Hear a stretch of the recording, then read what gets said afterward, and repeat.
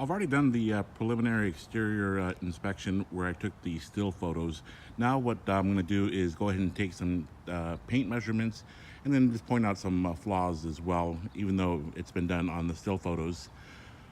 Looking at the front grille area, looks pretty straightforward. I've already hit the front bumper cover a couple of times just to make sure nothing's rattling loose.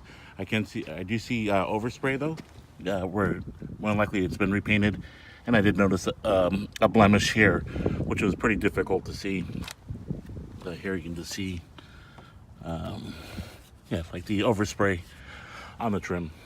But I mean, it still looks like it was well done. Just lacked a little bit of attention to detail.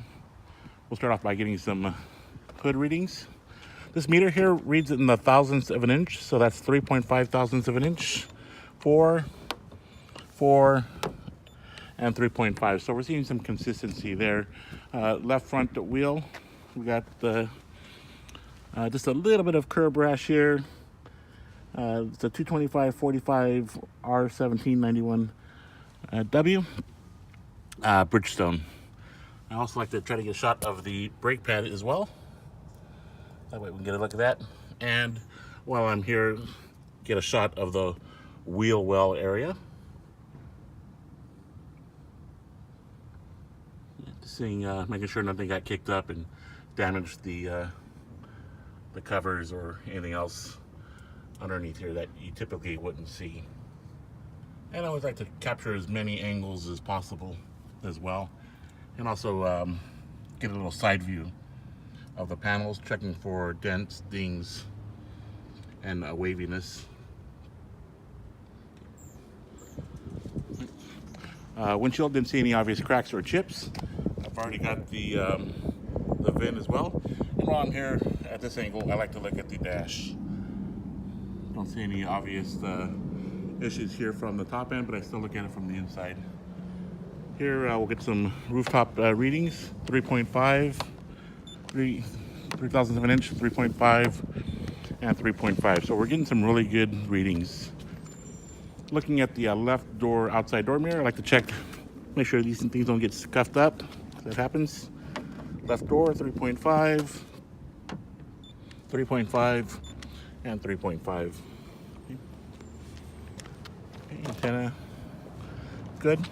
Left quarter panel, 3.5, 3.5, 3.5, and 3.5. Here, this looks like this is something that might be able to rub out. And the left rear tire looks like we have Bridgestones in the front and Continentals in the rear. Okay. And the rims, no obvious curb rash. Let's get the brake pad, and no obvious lip on the rotors as well. Here, just a quick shot of the wheel well area.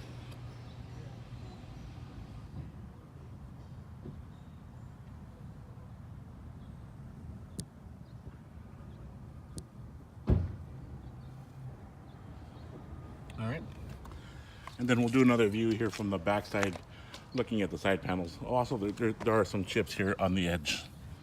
Right, glass looks like it's in good shape. So let's just work our way down, looking at the side panels.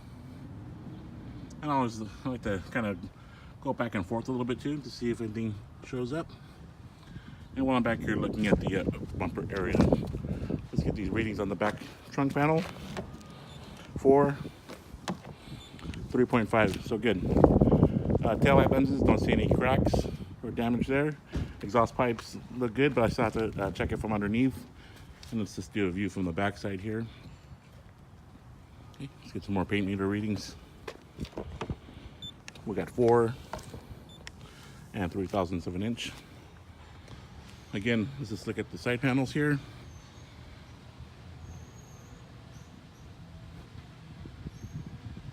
All right, and the right rear wheel. So it's Continentals in the front, Bridgestones. I'm sorry, Continentals in the rear, Bridgestone in the front. Looking at the rims, just some little minor blemishes. Don't see any sidewall damage to the tires. Shot of the brake pad. Okay, and let's do the wheel well again. We just can't check one, we have to check them all.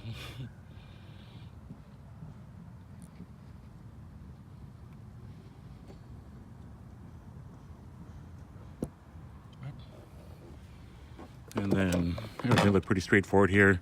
Sometimes this little pigtail or whatever you call them, sometimes those are broken, but no issues there. Some minor little chips there.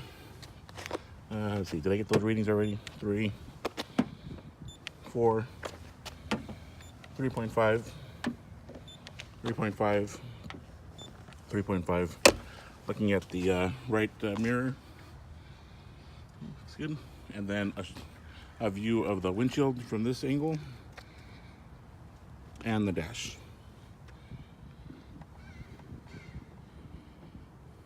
And there is the key. I'm using a single key here. I'll need to ask him if it does come with a second remote. Another view of the hood, and then just closing in on the right front tire. Just some little blemishes there.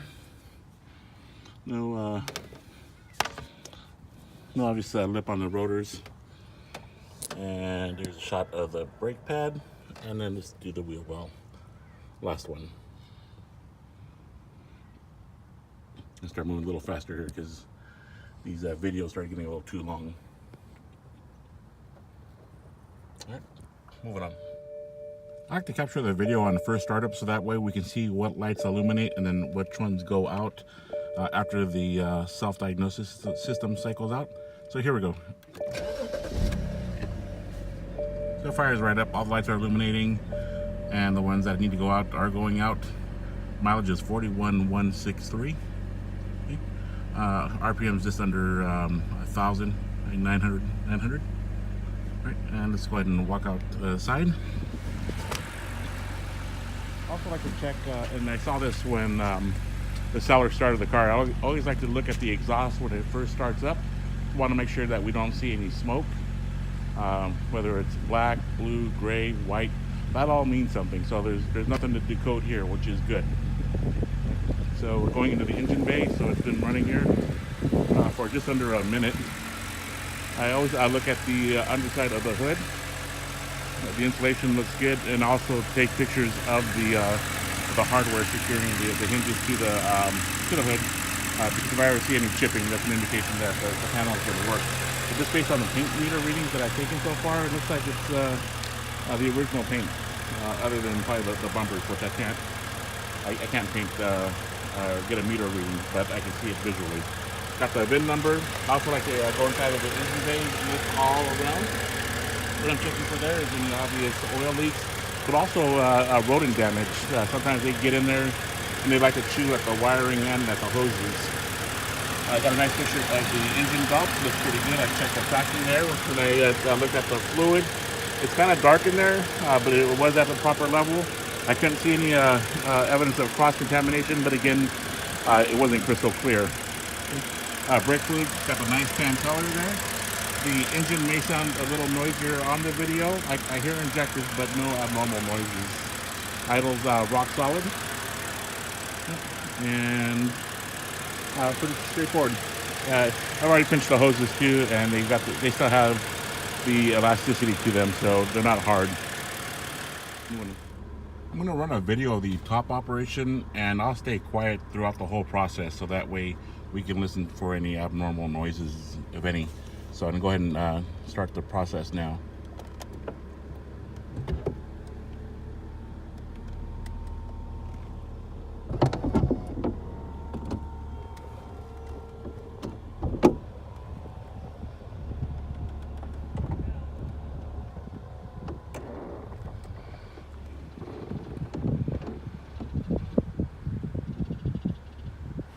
All right, let me close it.